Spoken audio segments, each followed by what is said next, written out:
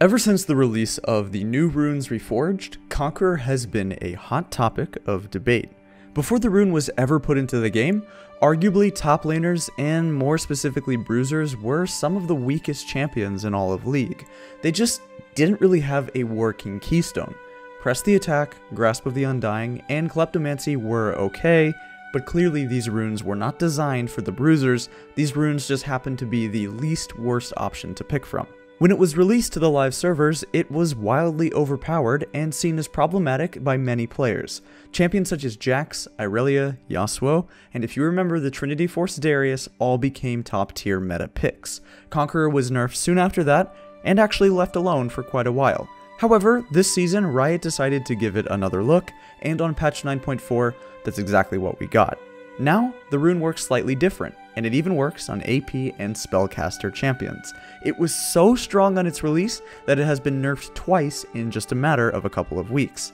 Despite these nerfs, it's still very powerful, which is why today we bring you the top 5 champions who can use and abuse the new Conqueror.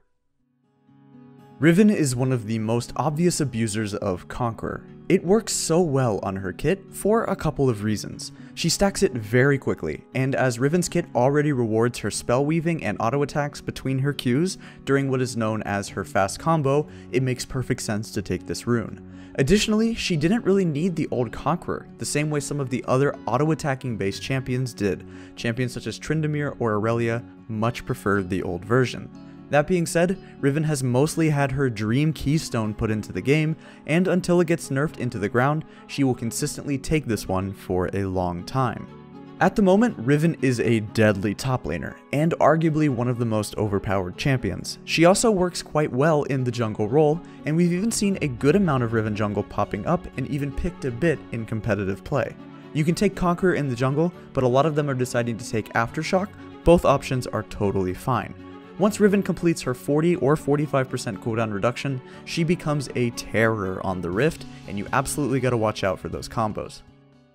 When the rune was first released, one of the champions everybody had been talking about was Olaf. Since the stacks for melee champions last a long time, this means that before you engage someone on Olaf, you can throw 1 to 2 axes at them first, then look to all in, as you'll still have some of your stacks ready.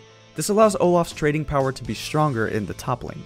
I really like Olaf in this meta as well because he can go toe to toe with other bruisers such as Irelia, Jax, Fiora, and Riven, as his immunity to their CC with his ultimate does actually mean he can easily set up dives and solo kills. He just gets to run you down. Finally, Olaf synergizes very well with the Last Stand rune in the Precision Tree, which is another positive of running a Conqueror based setup. Within his kit, Olaf gains attack speed when he's at low health, which does mean that when Olaf gets to lower and lower health thresholds, he will become scarier and scarier to deal with. Playing Olaf will most likely be able to win 1v2s and 1v3s this way, as the Last Stand rune gives a massively amount of damage increase when your health is low, and with the Triumph rune as well, you can probably still come out alive and turn the tides. Reksai was a champion that was underrated for quite a while in the jungle position. She was actually quite a good jungler with Hail of Blades, Electrocute, and Press the Attack, but as soon as Conqueror was released into the game, on top of the fact that on patch 9.4 she did receive some great quality of life buffs and just general bug fixes, Reksai has now become the most top tier meta jungler in the game. This allows Reksai to dual force Scuttle Crab, and the ulti ratio is so crazy strong and more reliable that her damage is just through the roof. Conqueror gives her the late game damage and a little bit of extra survivability that she needs to not be useless at that late stage of the game, and her standard combo ever since the buffs allow her rage to stack faster than Conqueror on any other champion in the game, while syncing up with her true damage full stack E, and then following up the ulti execute being buffed up by the full Conqueror stack as well. In fact, Riot, and more specifically Zirene, recently made a pretty good video talking about Reksai, and he's definitely a Reksai enthusiast, so we recommend checking that one out if you're interested in Reksai. Our next champion is quite interesting, as Conqueror is known as a mostly melee only keystone, but there still are a few ranged champions who can make it work. One of them is the blue boy himself, Rhys.